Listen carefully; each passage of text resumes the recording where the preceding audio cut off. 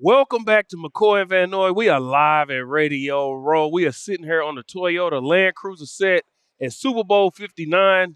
And again, the rushers have showed up to come kick it with McCoy and Van Noy. We got one of, forget rushers, defensive players. We got one of the best players in all of football that was willing to join us. My dog, Micah Parsons. What's up, my brother? Thanks for coming. Appreciate you coming on, man. Yeah, Killer, you had something to say? You want to? Yeah, I gotta lob him over. Yeah. We were talking off camera a little bit about Madden. Okay. He played one of my former teammates, Derwin James, out at the Pro Bowl. Yeah. I don't think it went the way Micah wanted to. Yeah. But Micah, the ultimate competitor. Oh, yeah. So, we'll get into that. We got to get into it. I need to hear this. So tell us about Madden. What we got? All right, so they're going to make sure this one right because they're going to have all the abilities in the game. Yeah. All the players are going to be set up right. They're going to set their roster.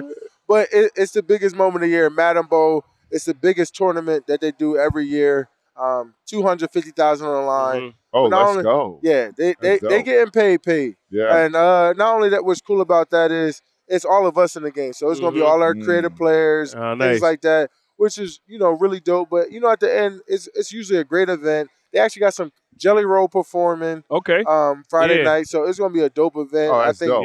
this is going to be like the better event they've done in a real long time. Yeah, I do got to ask. I don't play Madden. I play other games. Do you play yourself? Yeah, when I play kids. That's fine. That's fine. Play kids? When I play kids, I just do like mid blitz the whole game. Yeah, for sure. If my player got like 5 steps, like, Mike, it's like, you're so unbelievable. That's awesome. Hey, yeah, and we talk about like your competitive nature, man. Hell yeah. You want to win at everything. You believe you can sumo wrestle. You want to play running back. You was an MVP of a celebrity basketball game. Like, where did that competitive nature come from? We are the best competitors, the most competitive people in the world, professional football players. But it's like your competitive nature is like, it's in a different It don't matter if we playing rock, paper, scissors. We can play spades right here. He think he's going to win. I don't think he's going to win, but he ain't going to win. And he not messing around. Like, he don't, hey, listen, don't play with him in his competing. Yeah. And before you answer that, I remember when people were giving you a hard time about your podcast and going here and doing all this. And my answer to that was, so you got a person who don't want to lose in nothing. Nothing in life. Facts. That's who you're worried about being ready for the season? Facts. He don't want to lose in nothing in life. On top so of that. the thing that he loves the most, that pays his bills, is the one he's not going to be prepared for. And on top of that, especially when he did it during the season this year, he was injured. He had a little injury thing. But to come out and finish with 12 sacks in like 9 games. Y'all got to tighten up in Dallas. I live in Dallas, too. Y'all got to tighten up, man. Anyway, we'll answer your competitive nature, my brother. We had to set the record straight for everybody. Yeah, for sure. So it was like I had a brother and sister growing up about both 3.5, 4.5 years older than me. And just growing up, it was just always a competition. Like, it was just always like, I'm better in wrestling. So I go win a state title. I go win a national tournament. My brother come in 3rd or 2nd. I was like, I told you I'm better than you. Or like my sister, like she was a basketball champion. She would do her thing in basketball. So I do like football and like all these other things. But it was like we were all 3-sport athletes. We wanted to be the best. Like we were literally going against each other in everything we did.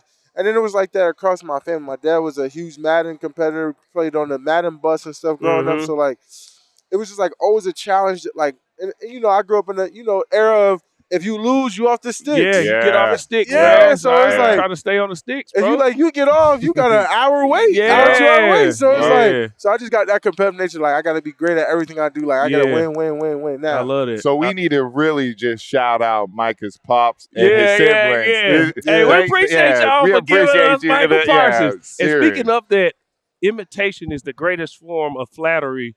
You got a guy that's following in your footsteps, same number, everything coming out of Penn State, Abdul Carter. Yeah. Tell us what you see from him, similarities, how you think he can do in the league, and just speak a little bit about how he's been in college and what you expect. So first of all, what I appreciated him was like last year he hit me up. He was like, I just want to spend like a week and a half with you. That's like I just that's the kid that want to learn, man. He don't know everything. I love that. So off rip, I was like, bro, hell yeah, I'm finna be in New York. I'm getting after.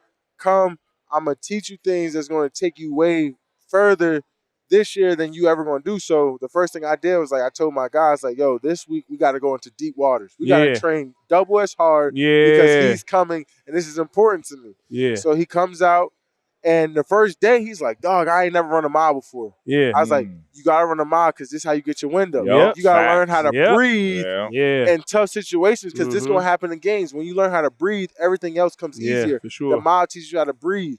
So I was like, all right, so the first day he's like struggling. So I'm like, all right, you know, he's like, and then after that day, he's like, yo. He run an 8-minute mile? Right. I can run an 8-minute mile. But, you know. Bro, you can run a 6-minute mile, bro. The fastest I ever done was like 7:30. Okay, that's good. But I'm almost at 2:50 though. Yeah, that's good. So anyway, the second day he's like, bro, I was like, we're gonna do it again this time. Whatever you do, just take your time. You don't gotta go as fast as us. Yeah. Just finish it. Yeah. So he finishes it, you know, this time, and I'm like, good, as long as you finish it. But throughout the week, he just progressively got better and better and better. And I told him, I was like, bro, this is what's gonna take. Like, it's great. You could be the number one rusher. Remember, you're switching this year, but like, can you put the work in to be the number one pick? And, you know, when he did that, like the guys at Penn State told me, it like transitioned over. Man. You got to be around greatness. To when he happened to the football season. So it was like I was pushing him and everything. So dope. So when we was doing treadmill runs, if I hit 19, he was trying to hit 19. When we did, you know, competition on the ski master thing. Yeah. He, you know, he beat me, and he was like, I was like, okay. I was like, that's the feeling. Now I want you to do that everything you do because that's what I do to get better. I compete in everything I do. Yeah. I love that. And I was like, to have a big brother like him, man, though. listen, your mentor. See, my mentor is Warren Sapp. So it's like, you see what I'm saying? You guys win. I got Warren didn't Sapp. have one. Abdul Carter. I got Micah Parsons. Good luck. Like, dang, to have that guy. So speaking of people you're close to, the NBA world was shook up when they sent Luka to LA and they brought AD down to Dallas, man. I've been to these games. I've seen you and Luka's relationship. Where were you at, and how did you feel when they was like, hey, y'all take him? And they just like kind of gave him away. Yeah. It wasn't like, and you give us your whole organization. They was just like, here. You also have to say, guess whose city it is now? Yeah. Oh, yeah. Yeah, it already was. But, like, you know, it's his. Yeah. Yeah, sure. I was playing spades in Orlando with my family when it dropped at, like, what, midnight? Yeah, it was crazy, bro. That's crazy. Honestly, bro, I really couldn't believe it, bro. But it's such a reality check because it's like no matter how much you do for an organization, and I mean, we see it all the time. Like, I believe if a guy did 9-10 years in a program, was, you know, always great, like, you should give them them 1-year deals to kind of fizzle them out. Like, oftentimes we see all the time, like, in the business where they don't care. They just do what they want to do. But it's honestly sad, man. I wanted to see the Mavs win a championship, and obviously I wanted to bring a championship back to Dallas. I thought what I could do on the football field, what he could do on the court, if we brought 2 titles back to Dallas within the next, you know, couple of years, it would have set everything on fire. Absolutely. Dallas is back to where it needs to be. For sure. Yeah. But, you know, we just got to hope, like Nico said, hope he made the right decision. Yeah, man, because you said something there, which is crazy. They expect so much loyalty from the players. But that's the fans, though. They've created they that expect way. so much loyalty from the players, but they don't hold the same standard to the organization. They can just do whatever they want, man, and that just ain't it. Yeah, I look at DeMarcus Ware, for example, bro, in Dallas, 9-10 years. Yeah. You know, he was like, I want one more deal. And they're like, nah, head off to Denver, win a championship. Yeah. You know what I mean? He was like, ring me. Ring me.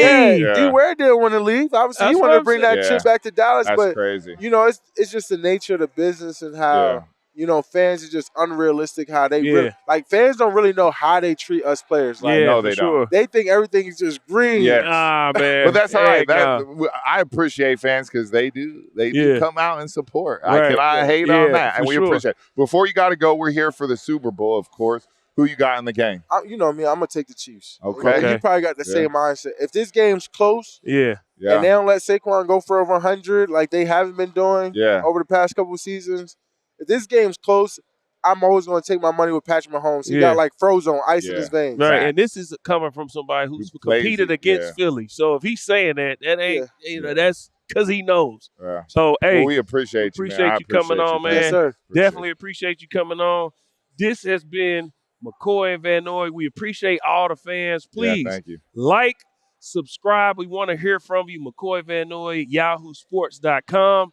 We are live from Radio Row on the Toyota Land Cruiser set, and we are out. Love y'all.